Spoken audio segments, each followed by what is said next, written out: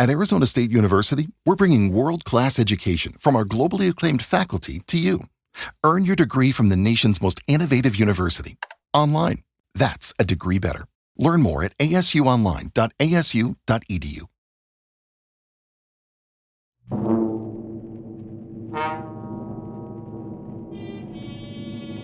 Escape!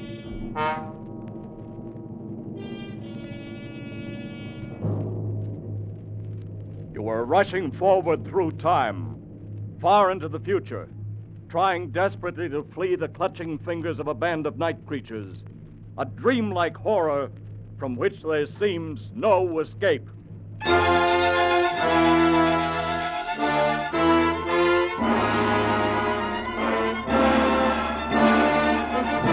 Escape, designed to free you from the four walls of today for a half hour of high adventure.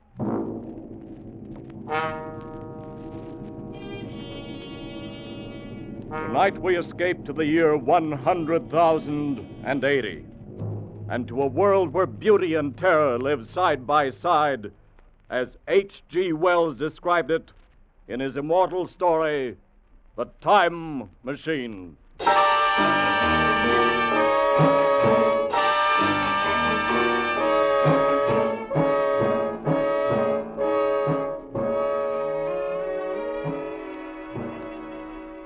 You must be mad, Dudley. A time machine. Yes, my friend. A time machine. This thing? This very thing. Well, this contraption, this whatever it is, made of quartz and brass and ivory, with its levers and dials and its seat in the middle. This is the result of 3 years' hard work? I promise you, Fowler, that on this machine, a man can go wherever he likes in time. By working these levers, a man can choose his century, his year, his very day. Oh, that's impossible. It's out of the question. In one of the journeys I've already taken on this little contraption. Well, I'm afraid you're having a bad dream. You mean I've developed into a liar? Very well, you shall have proof, my friend. How? Just climb on, Fowler. Sit in the seat with me. I'll take you for a little spin. You mean right now? Right now. Well, just in case it should work, aren't there any preparations we should make? No, Fowler. You won't need any luggage on this trip, not even a toothbrush. You'll be back in less than a minute. All right. I'm on. Now what? Hold tight, because it sways a good deal. I'd hate to lose you.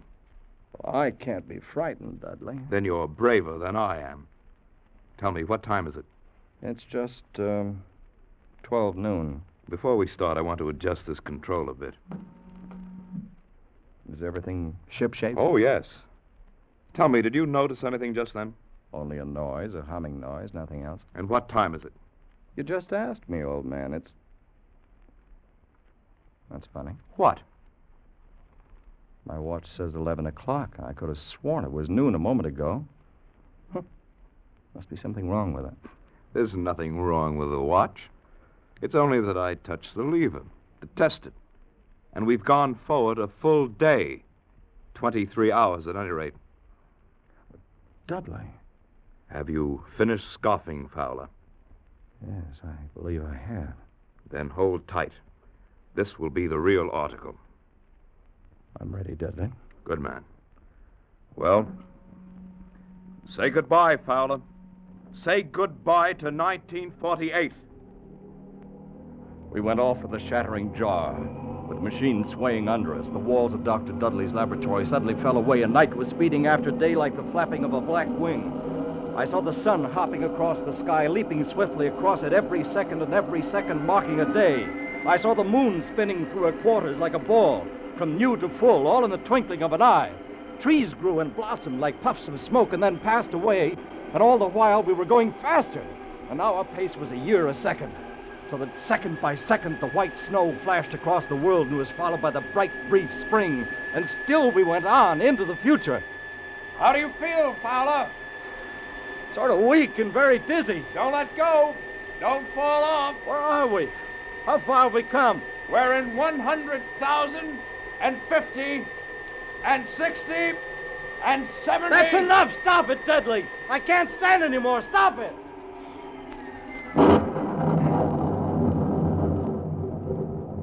Fowler? Are you all right? I believe so. No broken bones. What happened? I'm not sure. I must have stopped too suddenly. Where are we, Dudley? Look around for yourself. On a wide lawn, in a beautiful, vast garden. I meant geographically. Just where we were when we started. We're standing exactly on the spot where my laboratory stood 100,000 years ago. And the year? 100,080.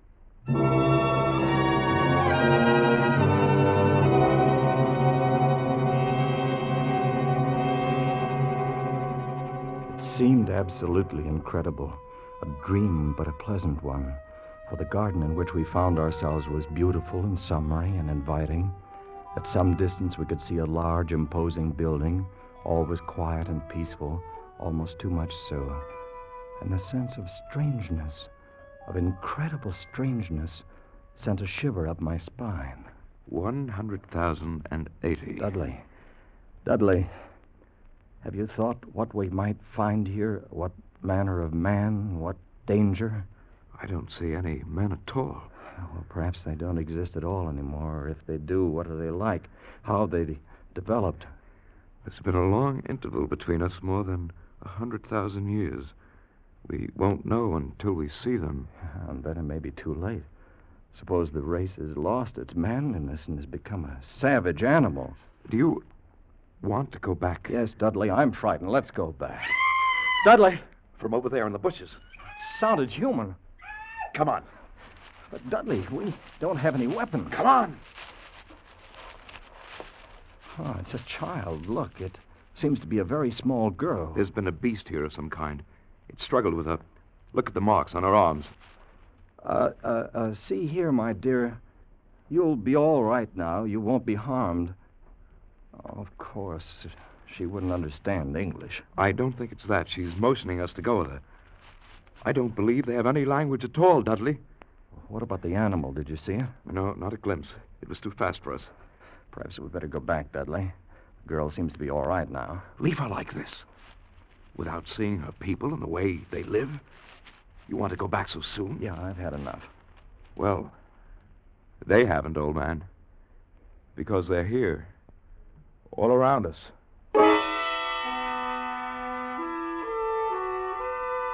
They had crept up on soundless feet to surround us, the little people of this era. And the girl we'd saved was not a child, but a full-grown woman. For they all stood 4 feet high, dressed in simple tunics, beautiful creatures, but terribly frail, with a plump, soft kind of frailty. Their mouths were small, and their little chins ran to a point, and they made no sound. They were like eerie figures in a dream, and all we could hear was the heavy rustling of their clothes as they surged happily around us, their faces wreathed in smiles. Why, they're not savage at all. They're very loving and gentle little people. Yes, but there's something terribly wrong with them. How do you mean? They seem to have the minds of 5-year-olds. This one over here's been trying to talk to me with gestures. Look at him. He seems to be asking me if I've come from the sun or a thunderstorm. How'd you expect them to be? Far ahead of us, of course. Incredibly ahead of us in knowledge and in science. And look at them. Children. Oh, they seem happy in this huge garden of theirs. That's something. I've changed my mind, Dudley. Maybe we shall enjoy spending a few days with our little friends. The little people led us home into their valley. They lived in colossal buildings, sleeping all together in one huge hall, eating in another, playing and frolicking together in the sunshine, and Dudley and I lived with them for days in utter contentment. One afternoon, we walked together along the banks of the great river. There's no apparent difference among the sexes. They all wear the same clothes, have the same soft, hairless skin, same feminine roundness of limbs. Yeah. I wonder if it's because they're vegetarians. They're vegetarians because they have to be. You haven't run across any horses or dogs or cattle of any kind, have you? No, now that you mention it. With good reason. They're all extinct by now. Just as the dinosaur is with us. Dudley, there's something very strange here. Something hidden away and silent. You may be right. Anyway, I've taken the precaution of removing the controls from the machine. I don't much fancy the idea of someone riding away with it into another century and leaving us here for the rest of our lives. Dudley, do you recognize this bit of ground? Why, yes, this is where we landed. I thought so. I wasn't sure. Why do you ask? Can't you see? Look around. It's empty. What's happened to the machine? They've taken it away. They've stolen it. Where, Dudley? Where? Look, see the tracks where they've dragged it? Over here, come along. Right here, by this monument, the end of the trail. Those are brass doors in the base, and they're locked. The machine, it must be in there inside. We must get it. Break down the doors. How? How can we? Here, we use the levers.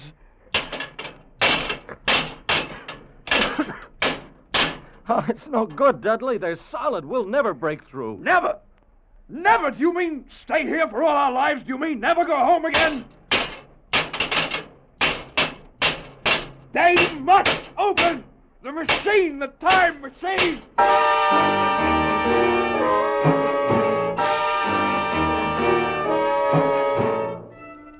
The time machine was gone.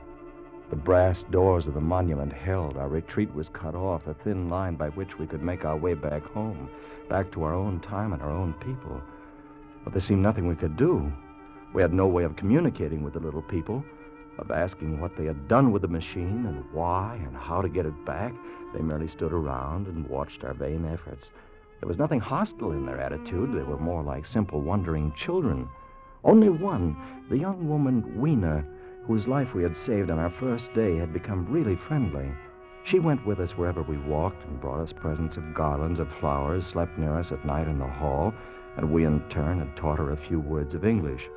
Now, we redoubled our efforts, like men racing against a clock, so that we might speak to her and discover the secret of our immense loss. No, not these, Dudley. No. How can you be so sure that your people didn't steal the machine? Aren't there any thieves among them? Are they all perfect? That's a lot, Dudley. You'll waken them. Besides, she doesn't understand. But the thief must be sleeping somewhere in this hall. Weena, they take machine. No, Dudley. No. Who then? Who? We are friends. Yes, yes, friends. We must have machine. Yes, Dudley. Yes. Who took machine? Are there other people? Not yours. Others. What about those doors, Weena? Doors. Open. No. Oh, Weena, machine in there must open. no. No, not open. All right, my dear. Go to sleep. Get some rest. Yes, Dudley. Sleep. You too, Fowler. Try anyway. Yeah, I've tried. It's no good. What's to become of us, Fowler? Are we caught here in this century? Should we spend our lives with the little people and their secret? Try to sleep, Dudley. We'll go back to the monument tomorrow. We'll find a way of breaking in. Dudley, Yes? did you just... Ah, there it is again. What? Something on my face, cold and frozen to the touch. On my face and in my hair, cold as death. Dudley! You're right, my boy. There's something in here with us. I smell of the grave. What was it? I don't know. But look at them. The little people are all awake. It's as though they've been stampeded. Let's get out of here. I want some fresh air. We went quickly through the hall and outside, away from the frantic rustling of the little people and into silence. The moon was full just overhead, and it was close to dawning. There was a faint sound speeding close behind us, and we turned, our nerves ragged and our muscles tensed. But it was only Weena coming swiftly to join us. Weena, come closer, my girl. Dudley. Tell us, what do your people fear? What makes them afraid? Afraid. Darkness. And there is something. What do you mean, darkness? Dark things. Dark places. Night. Why? Why? I don't know. Why should they be afraid of the night, Dudley? Perhaps it's not the night alone. Dark places. That's our cue. Perhaps it's something underground.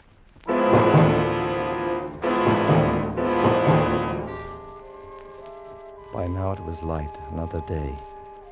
We had wandered into a lovely wooded place, about a mile from the community. Suddenly, Weena screamed. We stopped short. A pair of glaring eyes was fixed upon us. As we stood there petrified, the thing, a little ape-like figure, rushed across our path and disappeared in a clearing about 30 yards away. Fowler, What was it? I couldn't see it too well.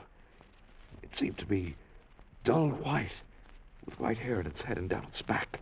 Looked like a small ape. That's because it was running on all fours, or with its arms held very low. Weena, what's the matter? Morlocks.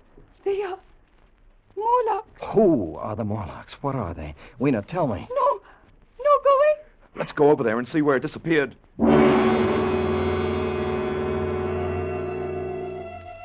In the clearing, we found a round, well-like opening. I leaned over and looked down a deep shaft, and as I did so, I saw a small white creature retreating down a ladder in the well. Something like a human spider. Its large, bright eyes watching me as it went swiftly down, and then it disappeared in the shaft. Fowler, did you see it? Like an ape? Yeah, but like a man. So there are two species of men in this world. Hey, Fowler. Yes. The little people above the ground, and this obscene thing, this bleached monster below. Two races of men in this country. That white look. It's common to animals that live in the dark, like huge rats, like worms that are cold to the touch. I know because they've touched me. You can feel air being sucked down into the shaft. Yes. The earth must be tunneled enormously here under our feet. And these monsters live in the tunnels. I think we know now who stole our time machine. Yes, I'm sure of it. Then? Then we'll go down and have a look. No, don't go. Why not, Weena? Morlocks, you never come back. We've got to have our machine, my dear. You wait for us here. No.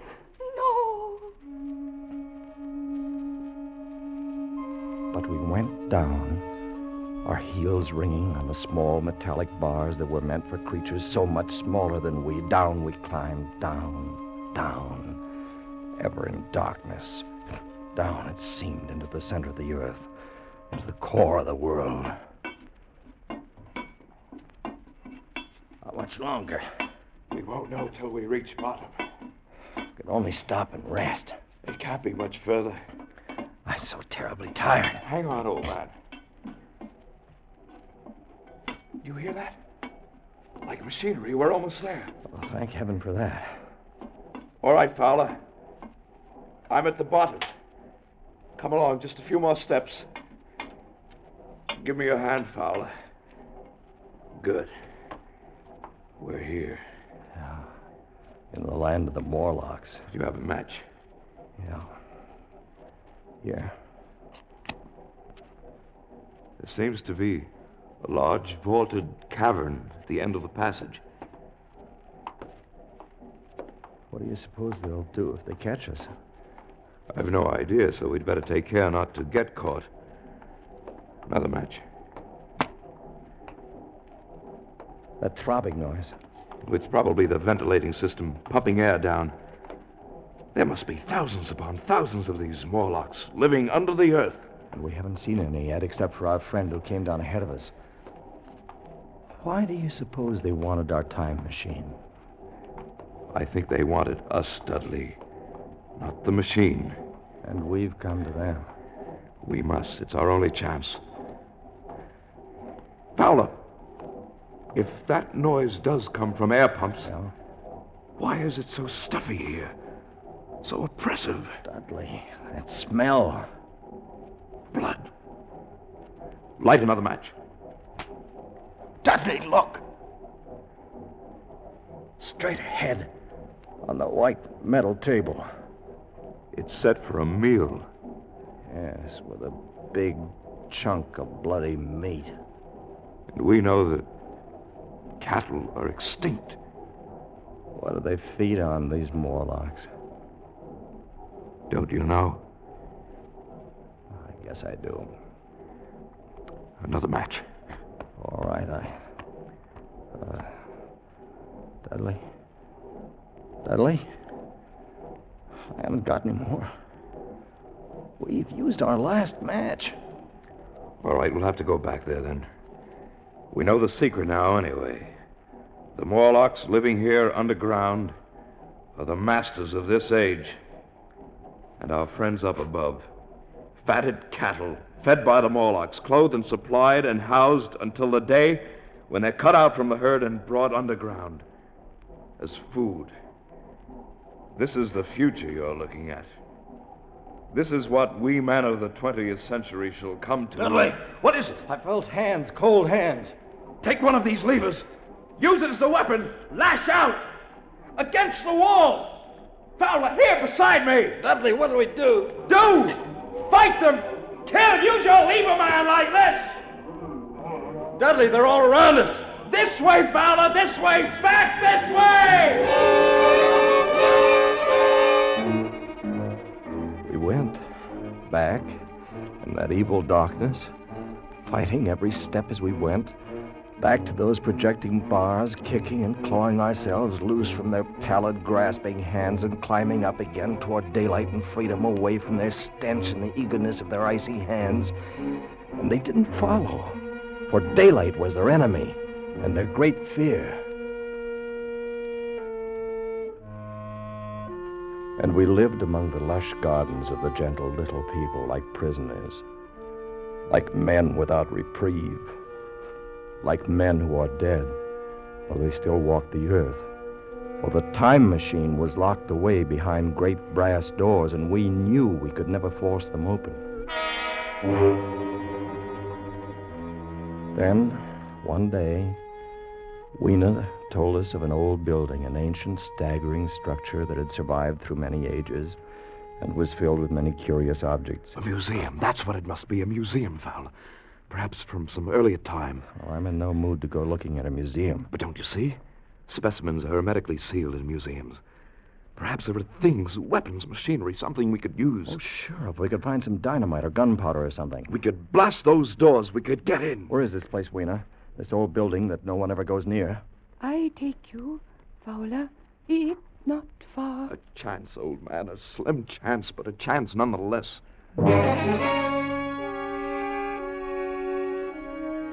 All day we wandered through the great ruined halls.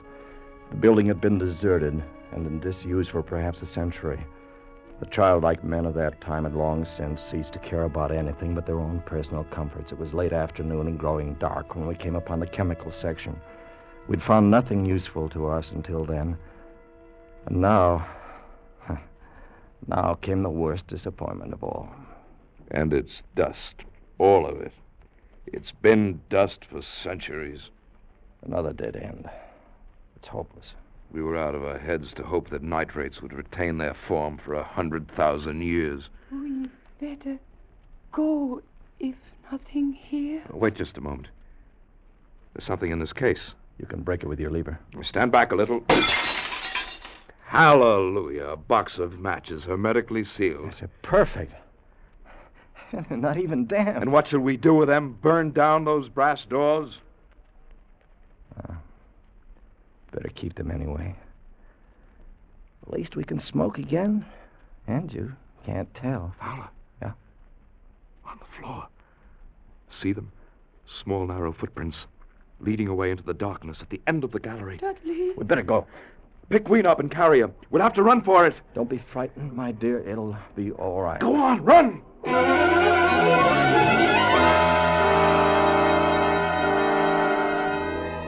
We came out of the gloom of that place into the deeper gloom of dusk. Suddenly, we saw we were trapped. All around us were the Morlocks. They were there by the thousand, surrounding us and coming closer, a long, even line of deathly white, their eyes blinking in the half-light, and their tiny mouths alive with appetite. The matches, Dudley. Light a fire. Here, the forest is dry. Good. We'll have an inferno here in a minute. And our little friends don't like light or heat. The fire leaped high to the heavens, and the countryside was ablaze. The Morlocks turned in fear, blinded by the glare. Some of them burned into the middle of the raging flames, and the rest faded away like a fog. Dudley had left a narrow passageway for our retreat, and we fled down a long corridor of leaping flames and blistering heat. We fled to safety.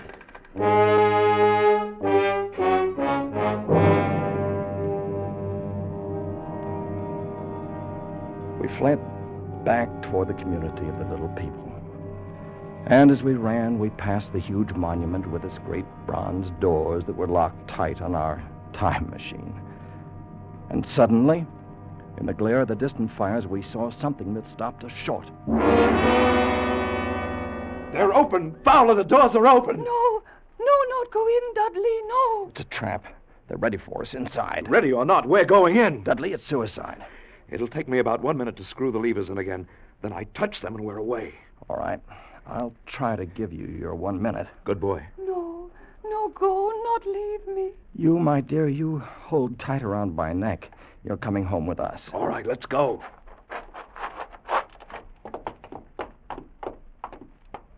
We're in. Look! The machine. They haven't harmed it. I don't see them. Yet. Come on, quickly. Give me that other lever. The doors, Dudley, they're closed. Get in the seat. I'll be ready in a minute. I waited for the hum that would signal our departure, and there in the darkness, the Morlocks were finally upon us. Cold, persistent fingers swarmed over my body, tugging at me, sucking me away from the machine, but I held tight to Weena as a man holds fast to life, and tried to kick them away with my feet. Hurry, Dudley! Hurry! I can't seem to get these levers. Quick, or we're done! Just another turn, and it's... There, Fowler. We're away. We're gone. Yeah, we made it. You all right? I'm all right. Good. And Weena? Weena isn't with us. What happened? They tore her from my hands at the last minute. They got her. I tried to save her. I couldn't. I know, old man. I still got a piece of her tunic here in my fist. A little piece of her tunic, Dudley. But nothing else.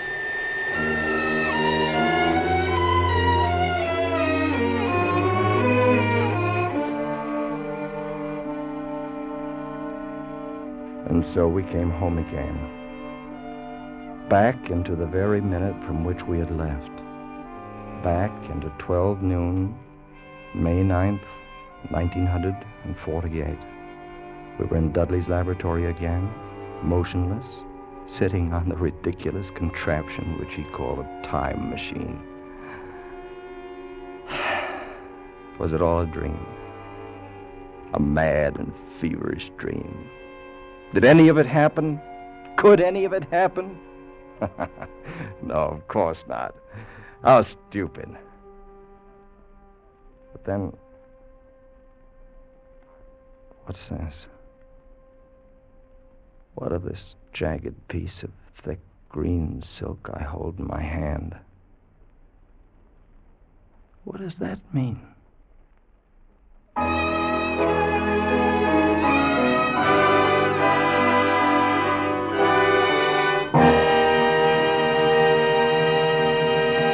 Escape, produced and directed by Norman Macdonald, tonight brought you The Time Machine by H.G. Wells, adapted for radio by Irving Ravitch, with Eric Rolfe as Fowler, Jeff Corey as Dudley, and Kay Brinker as Weena.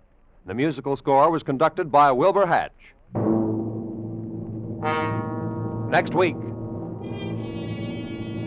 You are wandering in a vast white solitude, torn by the icy blast of Arctic wind, your strength ebbing and frozen death creeping up on you, and behind you a man with a gun from whom there is no escape.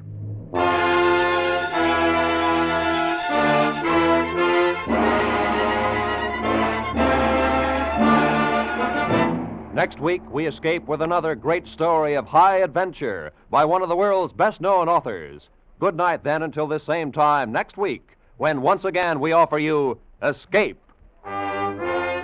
This is CBS, where 99 million people gather every week, the Columbia Broadcasting System.